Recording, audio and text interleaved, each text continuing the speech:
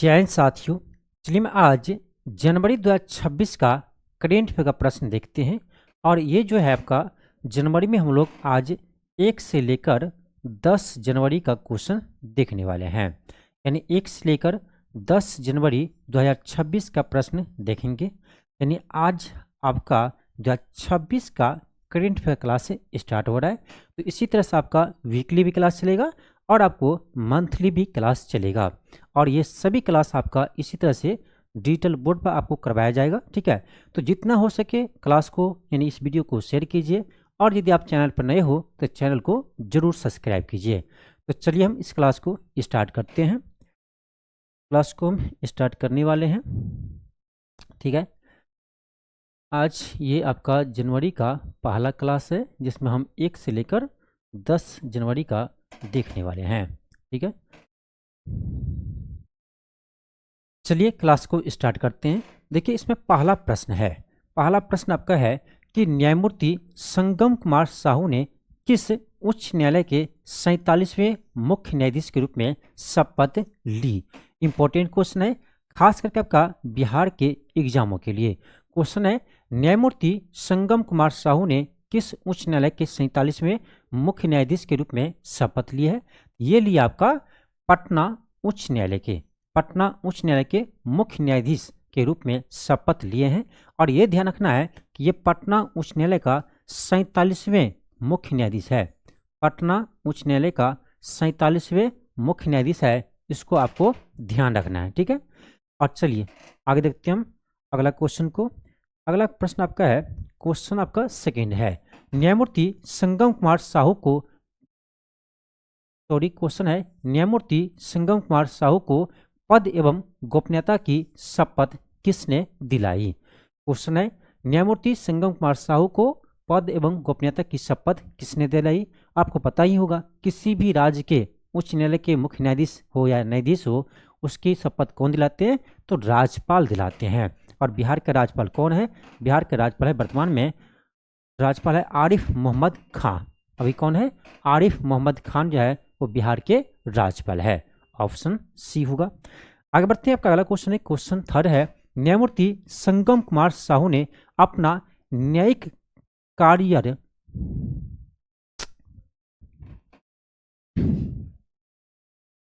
Next आपका है question third है। क्वेश्चन थर्ड आपका है कि न्यायमूर्ति संगम कुमार साहू ने अपना न्यायिक कैरियर मुख्य रूप से किस उच्च न्यायालय से शुरू किया था।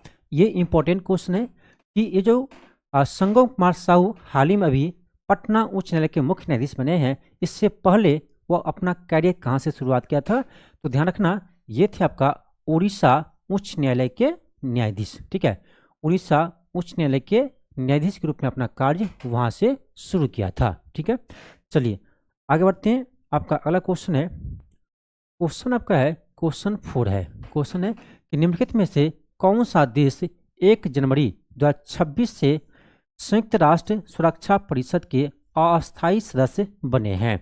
इंपॉर्टेंट क्वेश्चन है, ध्यान रखिएगा।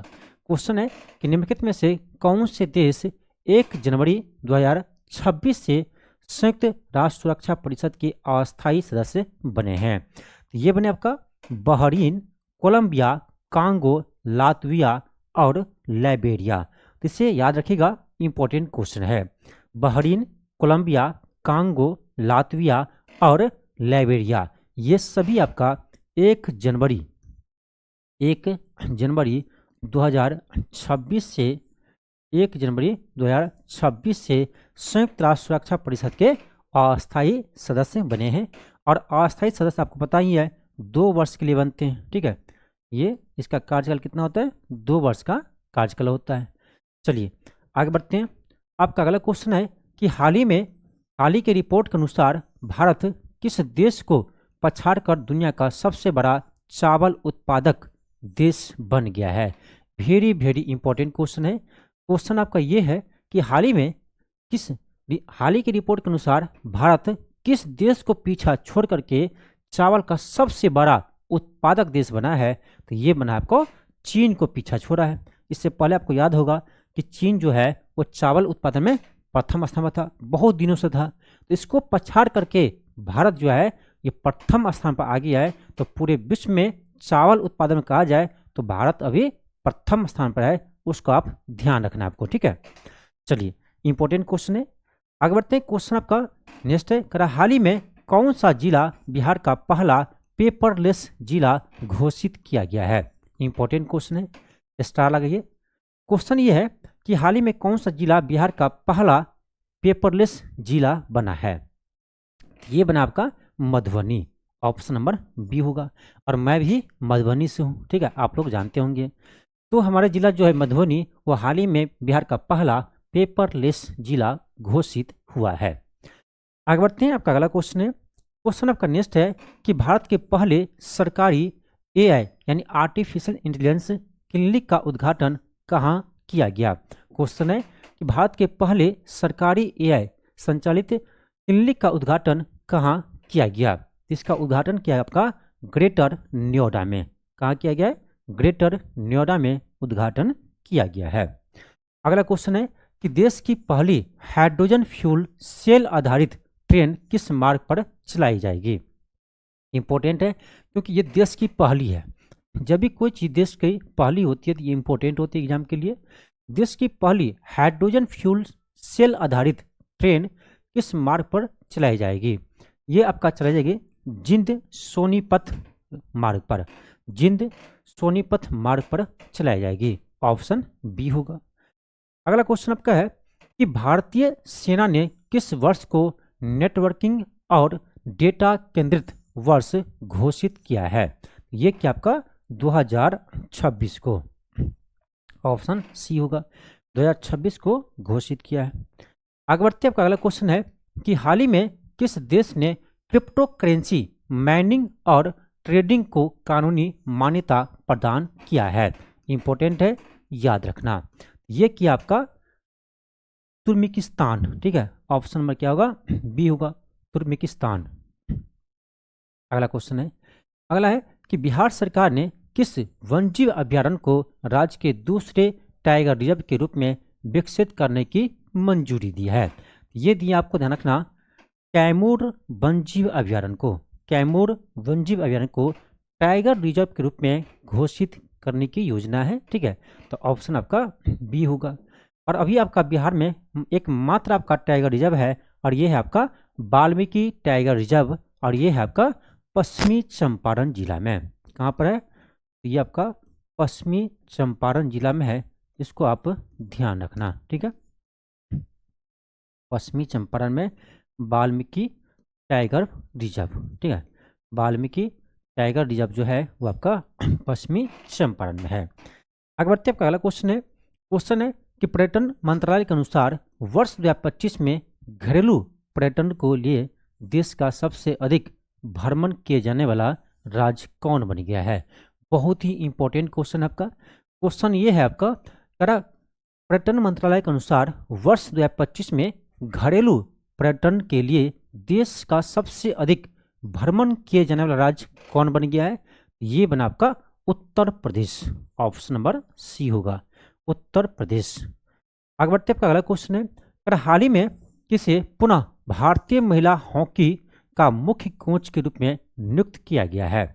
ये क्या आपका ऑप्शन बी होगा, शारजोड मरीजने, ऑप्शन क्या होगा? बी होगा। और ये कहाँ के हैं? ध्यान रखना, डच निवासी है, ठीक है, ये डच देश के निवासी है, आपका ऑप्शन नंबर बी होगा।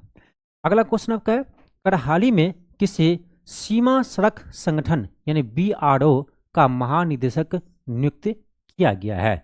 बीआरओ का महानिदेशक नियुक्त किया गया है, तो याद रखना ये क्या आपका लेफ्टिनेंट जनरल हरपाल सिंह को किया गया है, ऑप्शन बी होगा।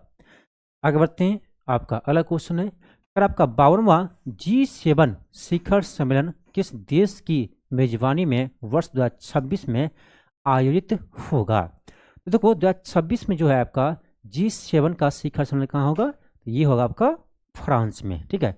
और 25 में कहाँ हुआ था? तो 25 में आपका हुआ था कनाडा में, ठीक है, 25 में कनाडा में हुआ था और 26 में आपका फ्रांस में होगा, ठीक है। हालांकि मैं आपको अलग से जितने भी आपका महत्वपूर्ण सम्मेलन है, समिट है, उसको हम अलग से आपको क्लास करवा चुके हैं। यदि आप ये क्लास नहीं देखें तो एक बार जरूर देख लेना, सारा समिट आपका एक ही क्लास में याद हो जाएगा। ठीक है, ये क्लास मैं अलग से करवा दिया हूँ। ठीक है, चलिए आगे बढ़ते हैं, अगला क्वेश्चन देखते हैं। अगला क्वेश्चन है कि हाल ही में किसे इफ्को साहित्य सम्मान 2025 से सम्मानित किया गया है। ठीक है, इसका होगा आपका मैत्री पुष्पा, ऑप्शन नंबर बी होगा, मैत्रीय पुष्पा।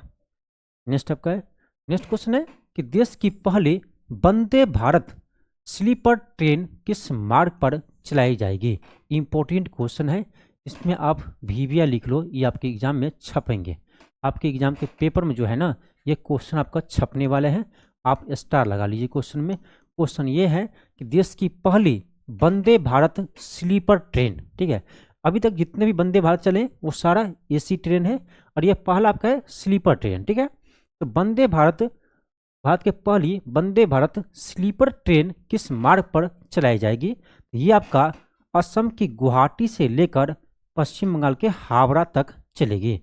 असम की गुवाहाटी से पश्चिम बंगाल के हावड़ा तक चलेगी, इसे आप ध्यान रखिएगा। आगे बढ़ते हैं, अगला क्वेश्चन है, क्वेश्चन आपका 18 है कि हाल ही में यूरोपीय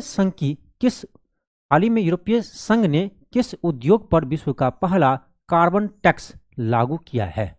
ठीक है, क्वेश्चन है हाल ही में यूरोपियन संघ ने किस उद्योग पर विश्व का पहला कार्बन टैक्स लगाया है।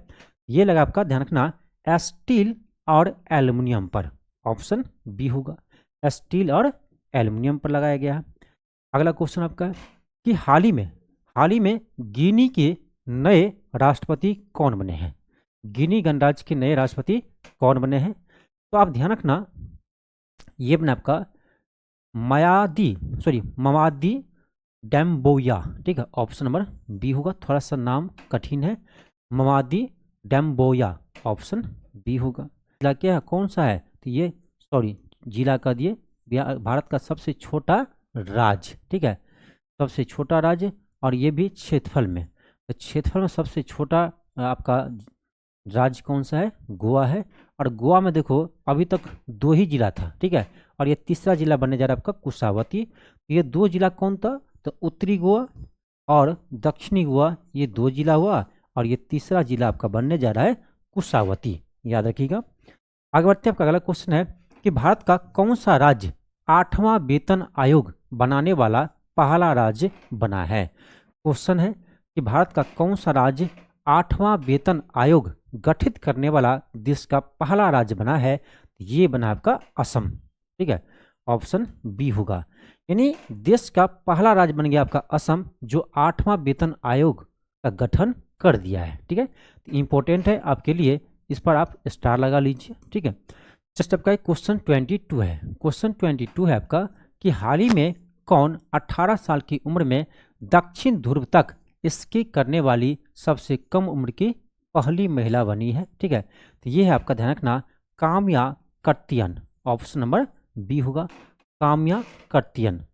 नेक्स्ट आपका है, क्वेश्चन है कि हाल ही में किसे भारतीय वायुसेना का उप प्रमुख नियुक्त किया गया है। क्वेश्चन है हाल ही में किसे भारतीय वायुसेना का उप प्रमुख नियुक्त किया गया है।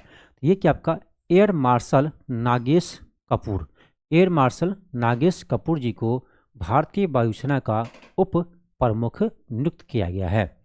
आगे बढ़ते हैं, आपका अगला क्वेश्चन है, क्वेश्चन आपका है कि हाल ही में कौन सा देश यूरो मुद्रा अपनाने वाला 21वां देश बना है।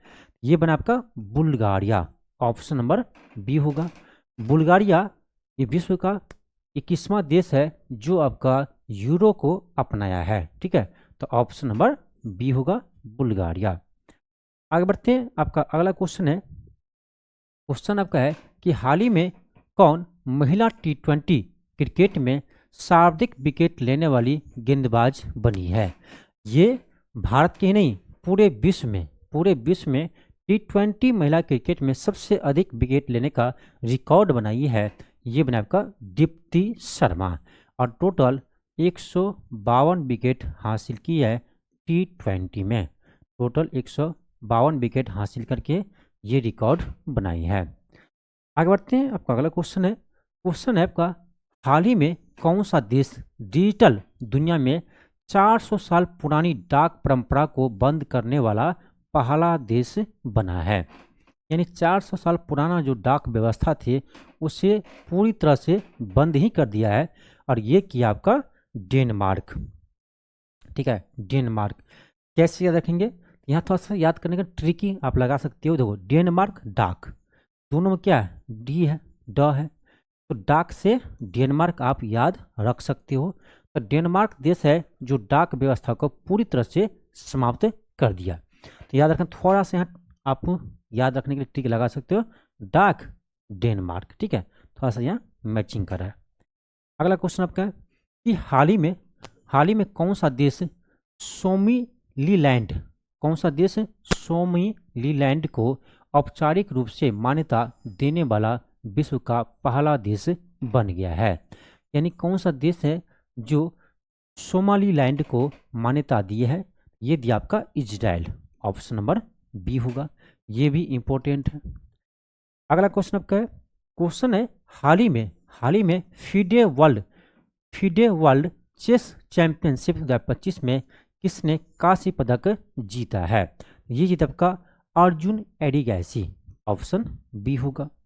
नेक्स्ट क्वेश्चन आपका है, नेक्स्ट क्वेश्चन है कि हाल ही में बांग्लादेश की पहली महिला प्रधानमंत्री का निधन हुआ है, उनका नाम क्या है? ये भी इंपॉर्टेंट है कि हाल ही में बांग्लादेश की पहली महिला प्रधानमंत्री की मृत्यु हो गई है, उसका नाम क्या है? इसका नाम है आपका यानी बेगम खालिदा जिया, बेगम खालिदा जिया। ठीक है, ऑप्शन बी होगा। आपका अगला क्वेश्चन है, भारतीय तटरक्षक बल ने 23 दिसंबर को बेड़े में शामिल किया गया, क्वेश्चन है कि भारतीय तटरक्षक बल ने 23 दिसंबर को अपने पहले स्वदेशी प्रदूषण नियंत्रक पोत को बेड़े में शामिल किया है, इसका नाम क्या है? इसका नाम है आपका समुद्र प्रताप, ऑप्शन बी होगा, समुद्र प्रताप। आगे बढ़ते हैं। आपका अगला क्वेश्चन है हाल ही में इसरो ने LVM-3M6 रॉकेट द्वारा किस उपग्रह को सफलतापूर्वक लॉन्च किया है? ये क्या आपका ब्लू वर्ड ब्लॉक 2 रॉकेट को लॉन्च, क्या है, हाल ही में इसरो ने LVM-3M6 रॉकेट द्वारा किस उपग्रह को लॉन्च किया है? ये क्या आपका ब्लू वर्ड ब्लॉक 2 सैटेलाइट को लॉन्च किया है, ऑप्शन बी होगा, ऑप्शन ए होगा। आगे बढ़ते हैं। आपका अगला क्वेश्चन है कि रूस 2036 तक चंद्रमा पर एक परमाणु ऊर्जा संयंत्र स्थापित करने की योजना बना रहा है, इसका मुख्य उद्देश्य क्या है? वेरी वेरी इंपॉर्टेंट है आपका साइंस टेक के करंट अफेयर। ये बहुत ही अच्छा क्वेश्चन है। पहला क्वेश्चन तो आपका क्वेश्चन में ही है, एक प्रश्न आपका इस क्वेश्चन में ही है। आपको ये याद रखना है कि यानी कौन सा देश जो है वो 2026 तक चंद्रमा पर परमाणु ऊर्जा संयंत्र स्थापित करेगा? ये करेगा आपका रूस। अब इसको याद रखो, इसका उद्देश्य क्या है। पहले तो आपको क्वेश्चन ही याद रखना है क्योंकि क्वेश्चन में ही एक क्वेश्चन छुपा हुआ है। ठीक है, तो इसका उद्देश्य है अपने चंद्र अंतरिक्ष कार्यक्रम और एक संयुक्त रूसी चीनी अनुसंधान केंद्र के लिए ऊर्जा की आपूर्ति करना, ऑप्शन सी होगा। नेक्स्ट आपका क्वेश्चन 33 है। क्वेश्चन आपका है कि फरवरी 2026 में भारत किस अंतर्राष्ट्रीय सम्मेलन की मेजबानी करेगा, जिसका विषय है? अब देखिए यहाँ ना थोड़ा सा टाइपिंग मिस्टेक है हिंदी में। यहाँ आप थीम देख लीजिए, थीम आपको इंग्लिश में दिया हुआ है कि सर्वजन हिताय सर्वजन सुखाय, और इसका अर्थ होता है कि the welfare of all for the happiness of all. ठीक है, ये करेगा आपका AI इम्पैक्ट समिट की मेजबानी। AI इम्पैक्ट समिट की मेजबानी आपका फरवरी 2026 में जो है वो भारत करने वाले हैं। ठीक है, जिसका थीम है for the welfare of all for the happiness of all. ठीक है, चलिए आगे देखते हैं। अगला क्वेश्चन आपका है कि केंद्र सरकार ने हाल ही में किस पक्षी अभयारण्य को पर्यावरण संवेदनशील क्षेत्र घोषित किया है? ये कि आपका पार्वती अरंगा पक्षी अभयारण्य गोंडा उत्तर प्रदेश, पार्वती अरंगा पक्षी अभयारण्य गोंडा उत्तर प्रदेश को घोषित किया है। आगे बढ़ते हैं। आपका अगला क्वेश्चन है कि खेल इंडिया अवार्ड्स 2025 में स्पोर्टमैन ऑफ द ईयर का पुरस्कार किस भारतीय खिलाड़ी को प्रदान किया गया है? ये कि आपका हार्दिक सिंह को, ठीक है, हार्दिक सिंह को दिया गया है। ऑप्शन बी होगा। अगला क्वेश्चन आपका है कि खेल इंडिया अवार्ड्स 2025 में sports women of the year का पुरस्कार किस भारतीय खिलाड़ी को प्रदान किया गया है? तो महिला में ये दिया आपका अन्नाहत सिंह को। ऑप्शन बी होगा, अन्नाहत सिंह। अगला क्वेश्चन है कि खेल इंडिया अवार्ड्स 2025 में para sportsman of the year का पुरस्कार किस भारतीय खिलाड़ी को प्रदान किए हैं? पैरा स्पोर्ट्समैन में तो ये किया आपका सुमित अंतिल को। ऑप्शन बी होगा, सुमित अंतिल को दिया गया है। आपका नेक्स्ट क्वेश्चन है कि खेल इंडिया अवार्ड्स 2025 में para sports women of the year का पुरस्कार किस भारतीय खिलाड़ी को प्रदान किया गया है? ठीक है, para sports women of the year किसे दिया है? ये दिया आपका शीतल देवी को। ऑप्शन बी होगा, शीतल देवी को दिया गया है। अगला क्वेश्चन है आयुष्मान भारत स्वास्थ्य खाता के माध्यम से बाह्य रोगी पंजीकरण के मामले में देश में शीर्ष स्थान किस राज्य ने प्राप्त किए हैं? अब ये भी क्वेश्चन जो है आपके बिहार के एग्जामों के लिए इम्पोर्टेंट है। तो ये आपका होगा बिहार, ठीक है। बिहार जो है वो आपका आयुष्मान भारत स्वास्थ्य खाता के माध्यम से बाह्य रोगी पंजीकरण के मामले में शीर्ष स्थान प्राप्त किए हैं। अगला क्वेश्चन है अगर भारत की अंडर 90 वर्ल्ड कप 2026 टीम का कप्तान किस खिलाड़ी को नियुक्त किया गया है? देखो ये आपका 2026 में अंडर 90 वर्ल्ड कप होने वाला है और उसका कप्तान किससे बनाया गया है? तो आयुष मात्रे को, ठीक है, आयुष मात्रे को जो है वो आपका भारत की अंडर 90 क्रिकेट टीम का कप्तान बनाया गया है। इसका आयोजन कहाँ होगा? अगला क्वेश्चन यही है आपका कि अंडर 90 क्रिकेट वर्ल्ड कप 2026 का आयोजन 15 जनवरी से 6 फरवरी 2026 तक कहाँ किया जाएगा? तो अंडर 19 वर्ल्ड कप जो होगा वो आपका जिम्बाब्वे और नामीबिया में होगा। जिम्बाब्वे और नामीबिया में होने वाला है। तो आपका ऑप्शन नंबर सी होगा। ऑप्शन क्या होगा? सी होगा।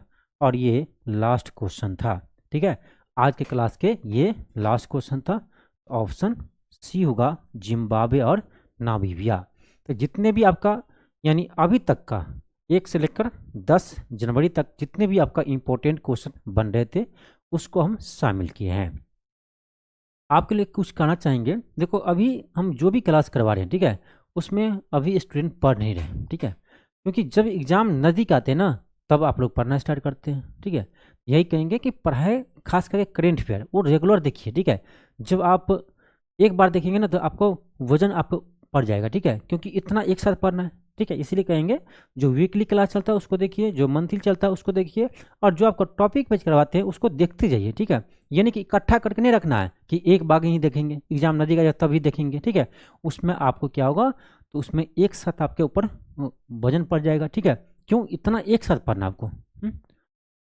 ये सारा करेंट एक साथ पढ़ना, इसलिए कहेंगे जैसे जैसे क्लास करवाते हैं आप करते जाओ, ठीक है। इससे क्या होगा कि आपको करेंट जो है ना ऐसा नहीं लगेगा कि हम छूट गया है मेरा, ठीक है। अब कोई भी एग्जाम दोगे तो तैयार आप रहेंगे, रेडी रहेंगे, क्योंकि जैसे आप वीकली पढ़ते हैं, मंथली पढ़ते जाते हैं ना तो आपको करेंट फिगर अलग से एफर्ट नहीं करना पड़ेगा। एग्जाम आएगा तो ये नहीं होगा कि पूरे हमको पढ़ना है, क्योंकि आप पीछे पढ़े रहेंगे, ठीक है।